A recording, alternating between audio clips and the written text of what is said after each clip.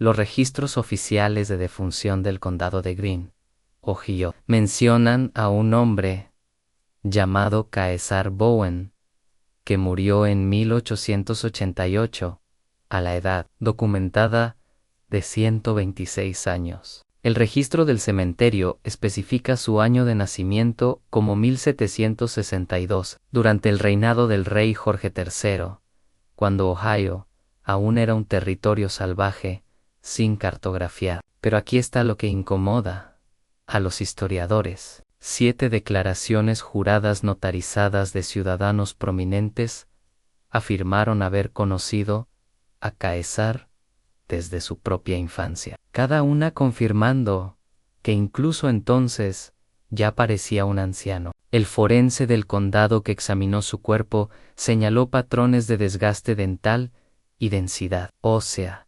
incompatibles con cualquier persona viva que haya observado, pero se negó a cuestionar la afirmación sobre su edad durante más de un siglo. Este caso ha sido silenciosamente descartado por los académicos, archivado en documentos demasiado inquietantes para examinarlos por completo. Lo que encontraron en la cabaña de Caesar después de su muerte: una colección de 63 diarios escritos en 3 estilos de caligrafía distintos, todos aparentemente suyos, sugiere algo mucho más perturbador que una simple longevidad.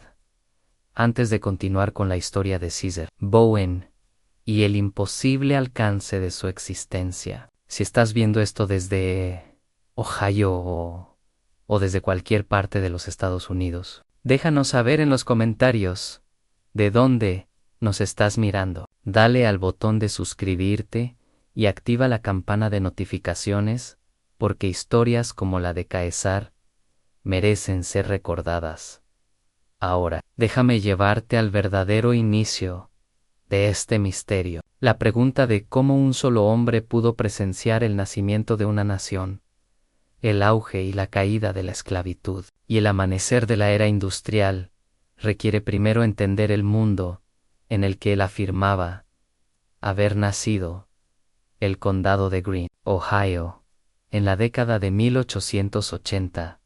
Era un lugar de prosperidad modesta. Tierras de cultivo ondulantes salpicadas por pequeños pueblos, donde todos conocían los asuntos de sus vecinos, o creían conocerlos. Zinnia, la sede del condado, se había reconstruido después de un tornado devastador en 1874, y el ferrocarril había traído nuevo comercio y nuevos rostros. Era una comunidad orgullosa de su herencia abolicionista. Un lugar donde las rutas del ferrocarril subterráneo se mencionaban con reverencia, donde la memoria de la guerra aún moldeaba la vida diaria.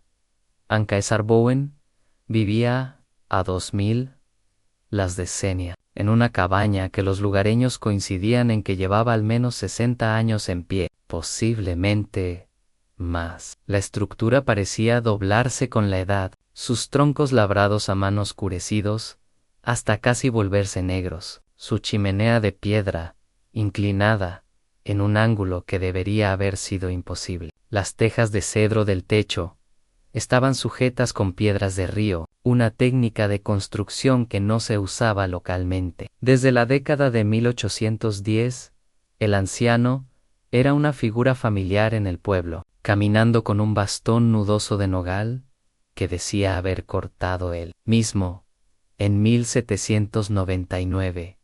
Apenas superaba los 5 pies de altura. Su cuerpo tan encorvado por los años que los niños a veces lo confundían con un montón de trapos hasta que se movía. Su piel tenía la textura del cuero viejo, dejado demasiado tiempo al sol, marcada con líneas tan profundas que parecían mapear territorios de sufrimiento. Sus ojos, sin embargo, todos los que conocieron a Caesar comentaban sobre sus ojos. Eran inquietantemente claros, del color del agua de un arroyo sobre arena, y se enfocaban en ti con una intensidad que hacía que los hombres adultos cambiaran de postura y apartaran la mirada. Ganaba la vida haciendo pequeñas reparaciones, arreglando arneses y herramientas con una habilidad que sugería décadas de práctica. Sus manos, retorcidas por lo que la gente suponía que era artritis, aún así se movían con una precisión sorprendente cuando trabajaba. Hablaba poco, con una voz que era un susurro seco, que obligaba a la gente a inclinarse para escucharlo. Y, cuando hablaba, su lenguaje tenía arcaísmos peculiares, de y dao, frases que pertenecían a un siglo anterior, el médico del pueblo. El doctor Harold Sutton llevaba 3 años intentando examinar adecuadamente a Caesar. Los signos vitales de este hombre son imposibles, le dijo a su esposa durante la cena, en 1887. Su pulso apenas llega a 40 latidos por minuto. Su frecuencia respiratoria sugeriría sueño profundo, pero está completamente consciente. He leído todos los textos médicos disponibles, y no encuentro ningún precedente. Quizás simplemente es muy saludable para su edad, sugirió la señora Sutton. Ese es el punto, Margaret. Si los registros son precisos, si realmente tiene 125 años, entonces su edad debió haberlo matado hace décadas. La persona verificada de Mayo Heredad que he leído vivió hasta los 108 años. Caesar afirma haber superado esa edad por casi 20 años. Los registros a los que se refería el Dr. Sutton estaban guardados en el Palacio de Justicia del Condado de Greene, preservados a través de múltiples sistemas de archivo. Un documento de manumisión fechado el 4 de julio de 1826 liberó oficialmente a Caesar, hombre negro de aproximadamente 64 años, del servicio de un tal Jeremiah Hawthorne de Virginia. El mismo documento señalaba que Caesar había estado en la familia Hawthorne desde 1784, cuando el padre de Jeremiah lo compró como un negro adulto de edad significativa, retrocediendo en el tiempo. Incluso las estimaciones más conservadoras situaban el nacimiento de Caesar a inicios de la década de 1760, pero fue el propio testimonio de César, dado a varias personas a lo largo de los años, y meticulosamente registrado por historiadores locales, lo que pintaba un cuadro aún más extraordinario. Afirmaba recordar los disturbios de la ley del timbre, las crecientes tensiones que conducirían a la revolución. Decía que había sido un niño cuando la rebelión de Pontiac arrasó los territorios, cuando los franceses aún tenían influencia en el valle de Ohio. Hablaba de inviernos tan fríos que los árboles explotaban por la escarcha, de veranos en los que el sol se volvía rojo por los incendios forestales que ardían por meses. Nací en una plantación de tabaco en Tidewater, Virginia, le dijo a un reportero de la Xenia Gazette en 1885, una de las pocas entrevistas extensas que concedió. Mi madre tenía 16 años, murió ese mismo año. La fiebre se la llevó. A mi padre nunca lo conocí. Lo vendieron antes de que yo pudiera caminar. El nombre del amo era Josiah Warren, y trabajaba 200 acres con 23 almas. Yo era el más pequeño, el más débil. No creían que sobreviviría mi primer invierno. El reportero, un joven llamado Thomas Fletcher, había sido enviado para escribir un artículo de interés general sobre el residente de Mayo Heredad del condado. Esperaba una breve conversación, quizá unas cuantas anécdotas coloridas, algo para llenar media columna en un día lento de noticias. En cambio, pasó 4 horas en la cabaña de César, llenando página tras página de su cuaderno, con la mano acalambrada por la velocidad con la que escribía, que recuerda, con Mayo, claridad de su infancia. Preguntó Fletcher. Caesar guardó silencio por tanto tiempo que Fletcher pensó que quizá se había quedado dormido. El anciano estaba sentado en una silla junto a la chimenea vacía. Era julio, un calor sofocante, pero la cabaña permanecía fresca de una manera que parecía antinatural. Finalmente, Caesar habló. El olor de las hojas de tabaco, secándose en el granero, la forma en que la luz entraba por las grietas de las paredes, toda rayada y dorada, el sonido del canto en los barracones por la noche, canciones antiguas de África cuyo significado ninguno de nosotros conocía ya, pero las cantábamos igual porque nuestras madres las habían cantado, y antes de ellas, las madres de ellas, y recuerdo tener hambre, siempre hambre. Nos daban lo suficiente para trabajar, pero nunca lo suficiente para sentirnos llenos. Debió haber visto cambios tremendos durante su vida, insistió Fletcher. La revolución, la formación del país, la expansión hacia el oeste. Vi caer y levantarse imperios, dijo César, su voz adoptando un tono extraño y distante. Vi la esclavitud extenderse como una enfermedad por esta tierra, y la vi finalmente morir. Vi ciudades arder. Fui testigo de cosas que le romperían la mente si las describiera adecuadamente. Pero lo más extraño, señor Fletcher, lo que me mantiene despierto en las pocas horas en que aún duermo, es que lo recuerdo todo, cada rostro, cada voz, cada momento de sufrimiento y breve alegría, se acumulan como piedras en el pecho, presionando, haciendo que cada respiración sea un esfuerzo. Fletcher publicó su artículo, pero el editor cortó la mayoría de las declaraciones más provocativas de César, considerándolas demasiado oscuras para un periódico orientado a familia. Sin embargo, la entrevista completa permaneció en los archivos personales de Fletcher y más tarde se convertiría en evidencia crucial en la primavera de 1887. Caesar comenzó a debilitarse notablemente. Aparecía en el pueblo con menos frecuencia, y cuando lo hacía, se movía con aún más dificultad. El doctor Sutton hacía visitas a domicilio. A pesar de las protestas de Caesar, ningún médico me ha hecho bien, jamás, y sospecho que ninguno lo hará.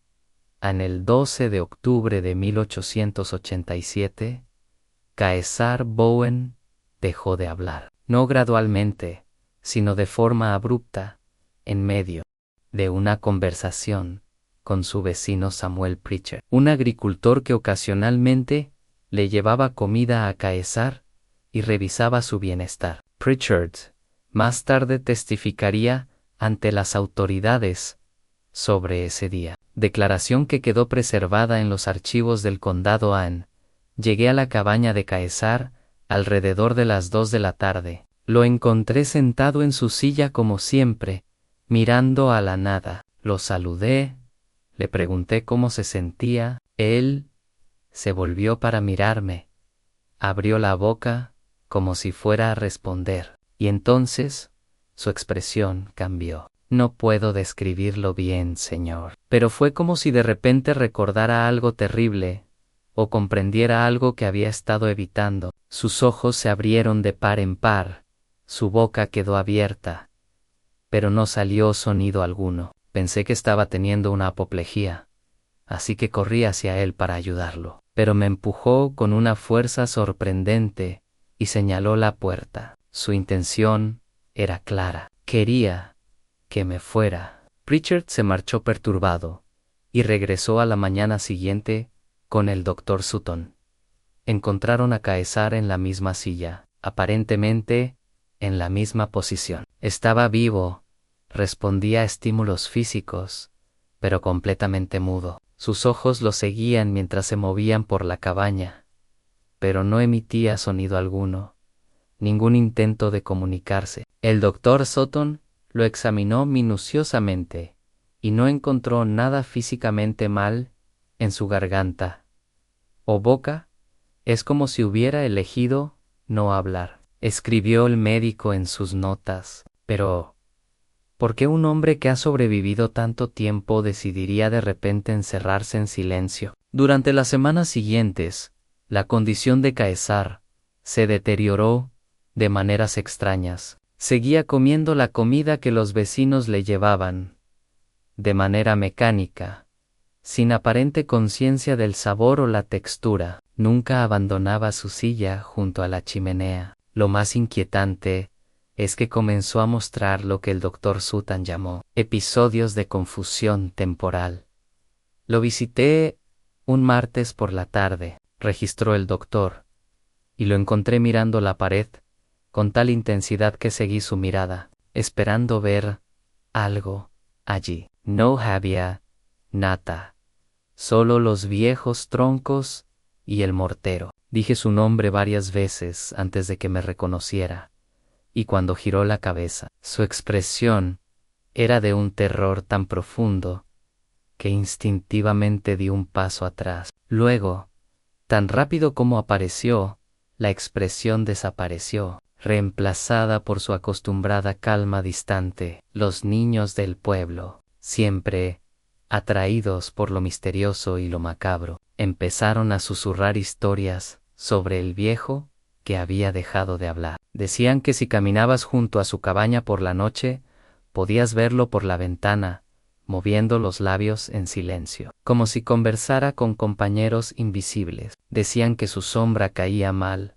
apuntando en direcciones que no coincidían con la fuente de luz. Decían que estaba contando hacia algo, aunque nadie podía explicar cómo habían llegado a esa conclusión.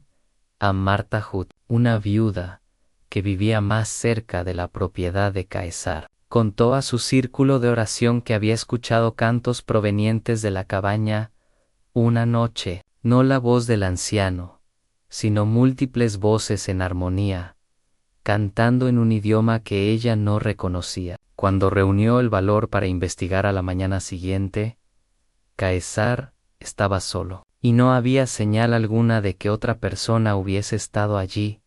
Luego, en una noche helada de enero de 1888, Samuel Pritchard despertó por el sonido de alguien golpeando su puerta. La abrió y encontró a Caesar Bowen de pie en la nieve, descalzo, vestido solo con su camisón de dormir, respirando con jadeos bruscos. Antes de que Pritchard pudiera decir algo, Caesar colapsó. Lo llevaron de vuelta a su cabaña. Se llamó al Dr. Sutton, y durante 3 días, Caesar ardió con una fiebre que debería haberlo matado. Se agitaba en la cama, llamando nombres en su delirio, nombres que no significaban nada para los presentes: Abigail, Jonas, Scipio, Delila, Samuel. Cada nombre seguido de un por favor, o disculpas, o fragmentos de conversación.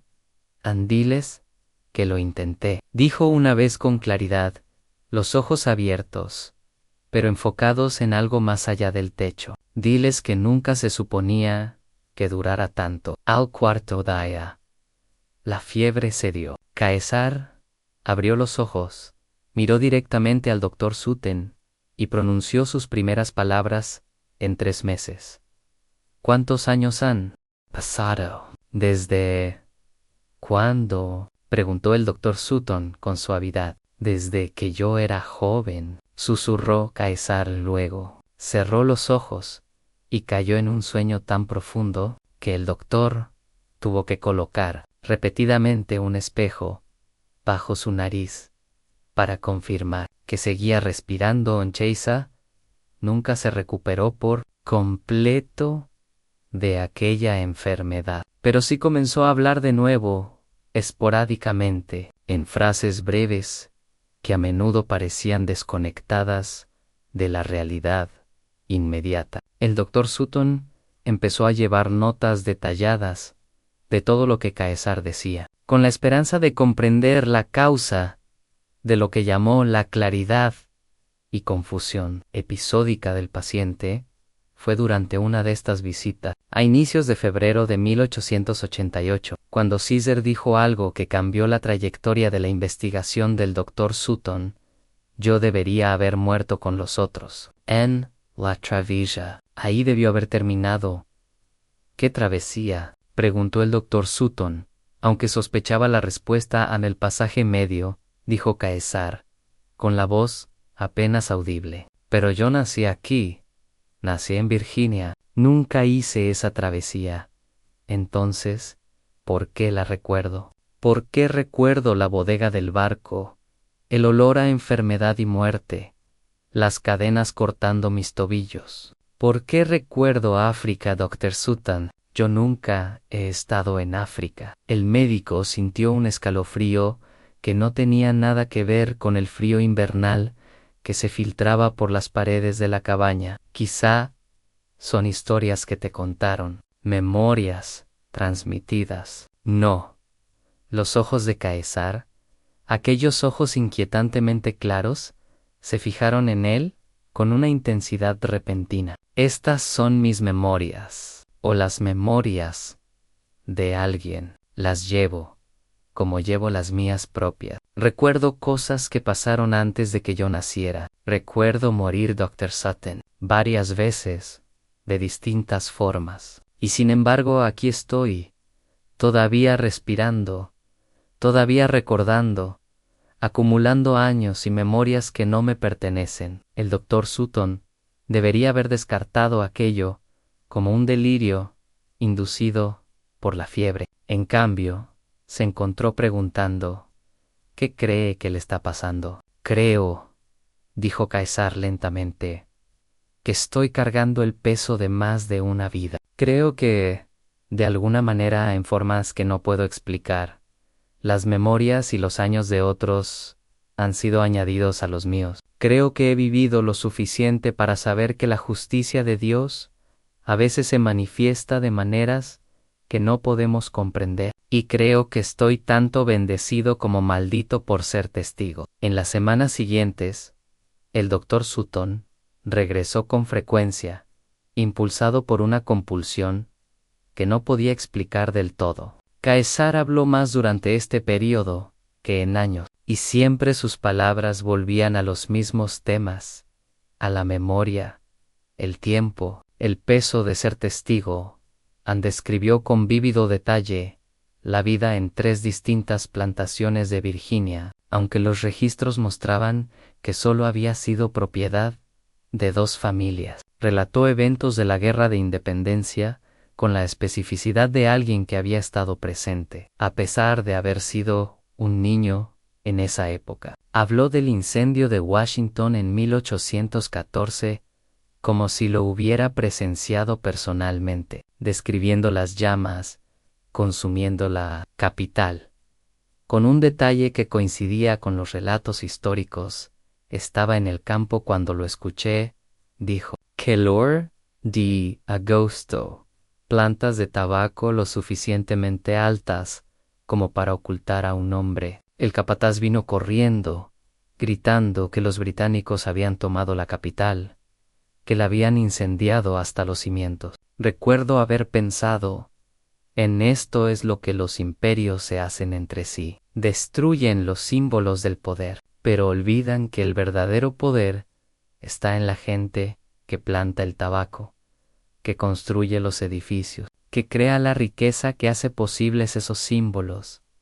El doctor Sutton registró todo fielmente, llenando diario tras diario con el testimonio de Caesar. Comenzó a investigar las afirmaciones del anciano, cotejando sus relatos con documentos históricos, intentando encontrar inconsistencias que explicaran la exactitud imposible de sus recuerdos.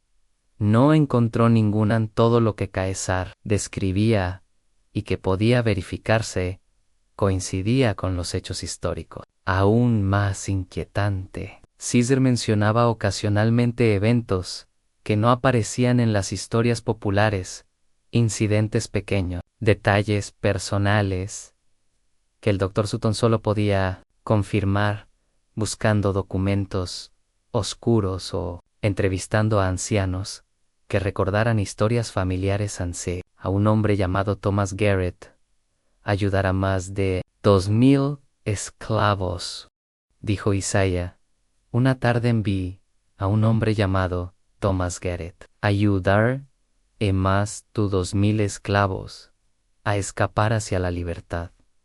Esto fue en Delaware, hace años. Nunca lo conocí personalmente, pero conocí a personas que sí lo hicieron. Fue procesado, multado, con todo lo que poseía, y aún así, siguió haciéndolo. El juez le dijo que esperaba que la multa le enseñara una lección. Y Garrett respondió a un juez: «Usted no me ha dejado ni $1, pero deseo decirle a usted y a todos en esta sala que si alguien conoce a un fugitivo que necesite refugio y un amigo, mándenlo con Thomas Garrett, y él será su amigo». ¿Sabe usted cuánto cuesta un valor así, doctor? Valor verdadero, no el que se canta en baladas, sino el que te convierte en criminal al servicio de la justicia. El doctor Sutton conocía a Thomas Garrett. Era un abolicionista famoso que, de hecho, había ayudado a miles a escapar. Pero cómo Caesar sabía detalles tan específicos sobre su juicio era un misterio. El anciano afirmaba no haber salido jamás de Ohio desde su llegada en 1826, aun cuando el invierno dio paso al inicio de la primavera. La condición física de Caesar siguió deteriorándose, pero su mente parecía agudizarse. Empezó a pedirle al doctor Sutton que le trajera artículos específicos del pueblo en periódicos, almanaques, mapas. Los estudiaba con una concentración feroz, como si buscara algo. «¿Qué está buscando?», preguntó finalmente el doctor Sutton. «Estoy tratando de determinar cuándo», dijo Caesar. «Lo he sentido acercarse desde hace meses. El tiempo finalmente me está alcanzando. Todos esos años prestados, todos esos recuerdos que no son míos, están por cobrarse. Necesito saber cuándo ocurrirá para poder prepararme». «¿Prepararse? ¿Para qué?». «Para saldar la cuenta», dijo simplemente. «Para devolver lo que nunca fue realmente mío». El punto de inflexión llegó en marzo de 1888, cuando Thomas Fletcher, el reportero que había entrevistado a Caesar 3 años antes, regresó a Xenia. Había estado trabajando para un periódico de Cincinnati, pero nunca había olvidado la historia del anciano. Cuando escuchó por conocidos en común que Caesar estaba empeorando, hizo el viaje para verlo por última vez. Ann Fletcher llegó con algo inesperado, una colección de cartas que había recibido a lo largo de los años de lectores que habían visto su artículo original sobre Caesar. La mayoría eran respuestas habituales a historias humanas, a recuerdos de lectores ancianos sobre sus propios parientes longevos, teorías sobre dieta y ejercicio, interpretaciones religiosas sobre la voluntad divina, pero 3 cartas eran diferentes. La primera era de una mujer llamada Victoria Ashford, de Richmond, Virginia. Ella escribió que su abuelo, antes de morir, en 1879, había hablado de un esclavo llamado Caesar, que había trabajado en la plantación de su familia en la década de 1780 y 1790.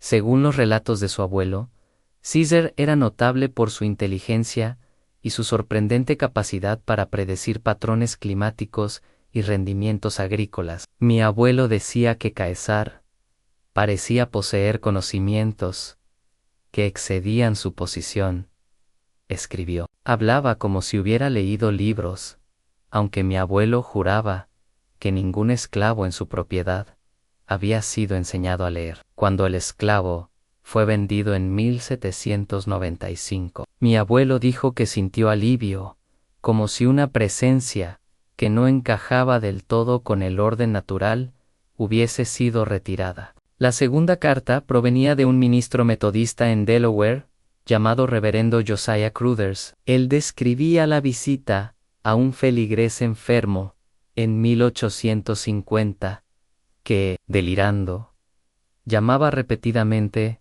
a alguien llamado Caesar. El hombre tenía 90 años, escribió el reverendo, y en su fiebre repetía que necesitaba confesarse con Caesar y arreglar las cosas antes del juicio final. Cuando pregunté a su hija sobre este Caesar, me dijo que su padre había tenido esclavos en su juventud en Virginia y que uno llamado Caesar había huido en 1808. Ella dijo que su padre siempre creyó que Caesar se había ahogado tratando de cruzar el Potomac, pero que había sido perseguido por la culpa, convencido de que lo había llevado a medidas desesperadas mediante un trato cruel. La tercera carta era la más perturbadora. Venía de un historiador de Pensilvania llamado Dr. Edmund Thorne, quien había estado investigando la participación de los cuáqueros en el ferrocarril subterráneo. Encontré un testimonio notariado de 1823. Escribió, dado por una conductora llamada Ruth Ames, quien describió haber ayudado a un fugitivo llamado Caesar a cruzar de Maryland a Pensilvania. Lo que me llamó la atención fue su descripción del hombre. Dijo que parecía ancianísimo, que sus manos temblaban con palsy y que hablaba con una dicción tan refinada que al principio dudó que realmente fuera un esclavo fugitivo. Lo más sorprendente, escribió, fue que cuando ella le preguntó su edad, él le respondió, tengo 61 años, aunque siento como si hubiera vivido 3 vidas. La señorita Ames señaló que en sus 2 décadas, ayudando fugitivos, nunca había conocido a nadie como Elan Fletcher.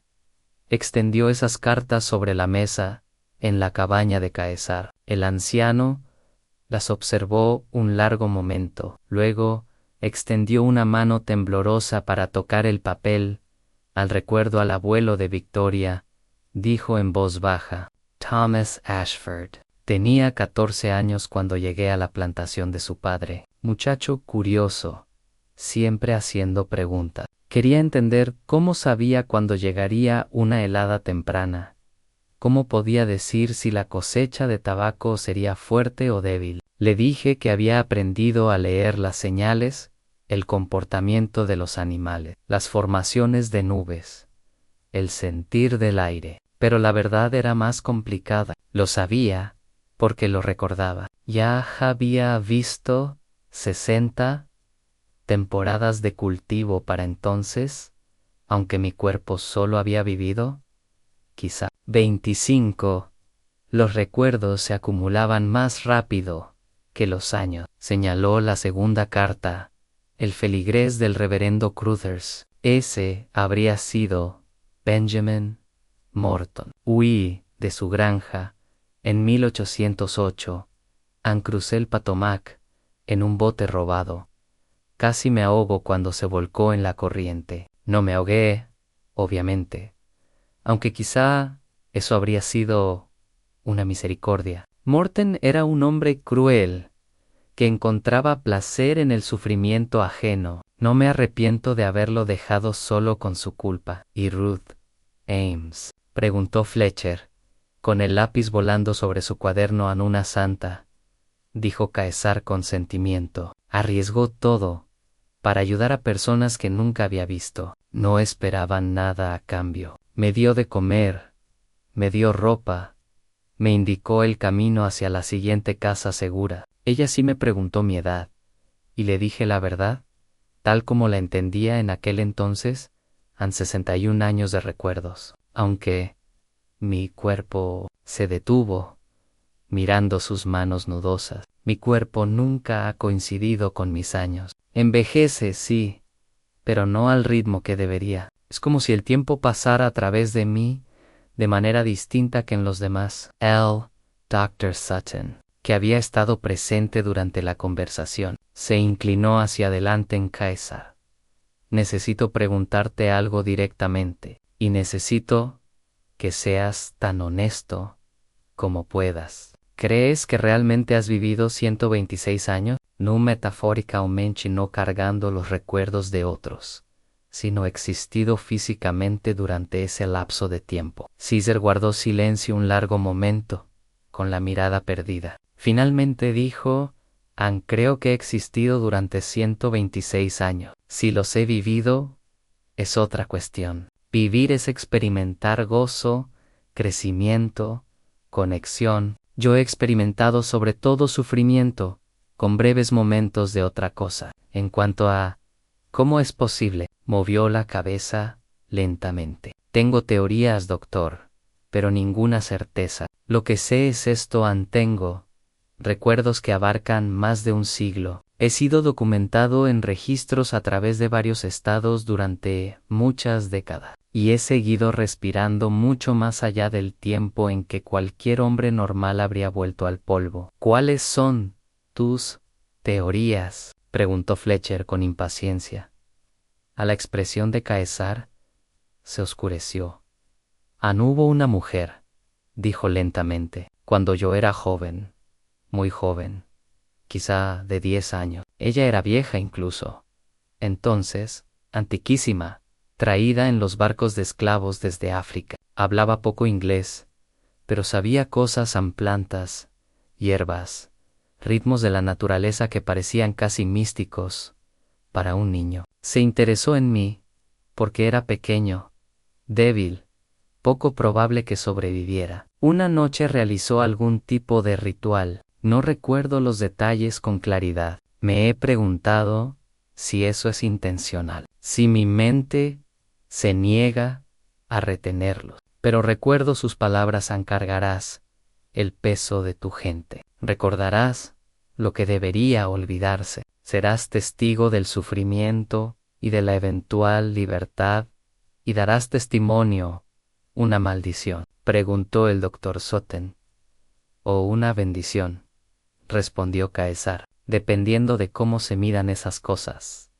Murió 3 días después, y yo comencé a notar diferencias. Me curé de heridas que deberían haberme matado. Sobreviví a enfermedades que arrasaron barrios enteros de esclavos, y empecé a recordar cosas que no debería haber podido recordar. Acontecimientos que nunca presencié, personas que nunca conocí. Pero de alguna manera, sus experiencias se convirtieron en parte de mi memoria, como si las hubiera absorbido. La mano de Fletcher dejó de moverse.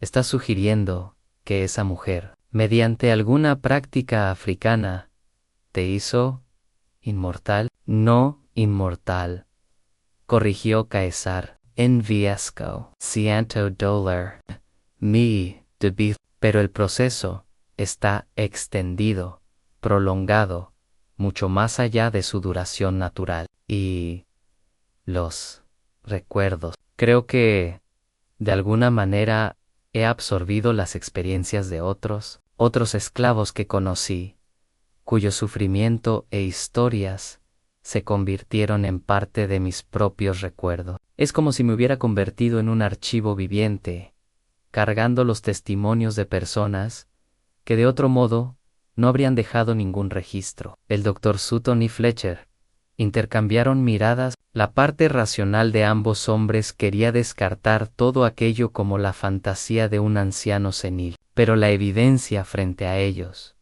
las cartas, los registros históricos, la longevidad imposible, sugería algo más allá de la experiencia normal en los diarios. Dijo de pronto el Dr. Sutton. Samuel Pritchard mencionó haber visto diarios en tu cabaña, 63 de ellos, escritos con diferentes caligrafías. 3 caligrafías, dijo Caesar. La mía, como era hace 50 años. La mía, como era hace 20 años. Y la mía, como es ahora. La escritura cambia conforme la edad toma mis dedos, pero las palabras permanecen constantes. He estado documentando todo en cada memoria, cada historia, cada testimonio que he cargado. Porque algún día, cuando esto finalmente termine, alguien necesita saber, alguien necesita recordar que estuvimos aquí, que sufrimos, que sobrevivimos, y que nuestras historias importan. La existencia de los diarios transformó la investigación del Dr. Sutton y Fletcher de una curiosidad a una documentación urgente. Caesar, percibiendo quizá que su tiempo se acortaba, aceptó permitirles examinar los volúmenes. Los diarios eran como nada que alguno de los dos hubiera visto jamás. Estaban escritos en todo tipo de papel imaginable, en pulpa tosca, pergamino fino, el reverso de documentos desechados, incluso corteza de abedul. Algunos volúmenes estaban encuadernados en cuero, otros cosidos con fibras vegetales. Las primeras entradas databan de 1795. La caligrafía de esos primeros diarios era elegante, educada, completamente en desacuerdo con lo que cualquiera esperaría de un esclavo, que afirmaba no haber tenido educación formal. El Dr. Sutton, que tenía cierta experiencia con documentos históricos, observó que el estilo coincidía con la caligrafía enseñada a finales del siglo XVIII. Me enseñé yo mismo, explicó Caesar cuando le preguntaron. Robé un libro de lectura del hijo del amo. Practiqué en secreto. Me tomó 3 años poder formar letras correctamente, pero valió cada riesgo. Una vez que puedes leer y escribir, pueden quitarte todo lo demás, pero no pueden quitarte tus pensamientos. El contenido de los diarios era incluso más extraordinario que la caligrafía. Caesar había documentado no solo sus propias experiencias, sino las de docenas de otros esclavos. Cada entrada estaba fechada e incluía el nombre de la persona cuya historia estaba registrando, en 12 de junio de 1803.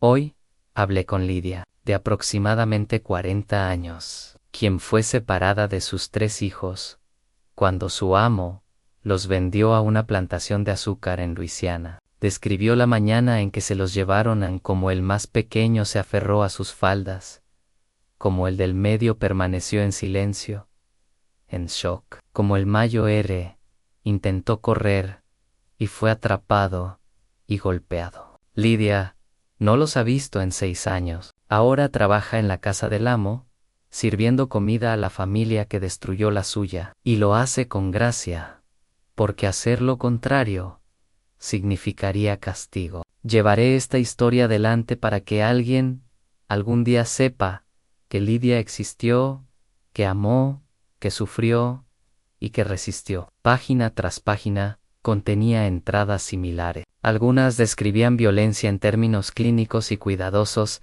que, de alguna manera, resultaban más horribles que los detalles gráficos. Otras se centraban en pequeños momentos de resistencia o amabilidad. Muchas documentaban la separación de familias,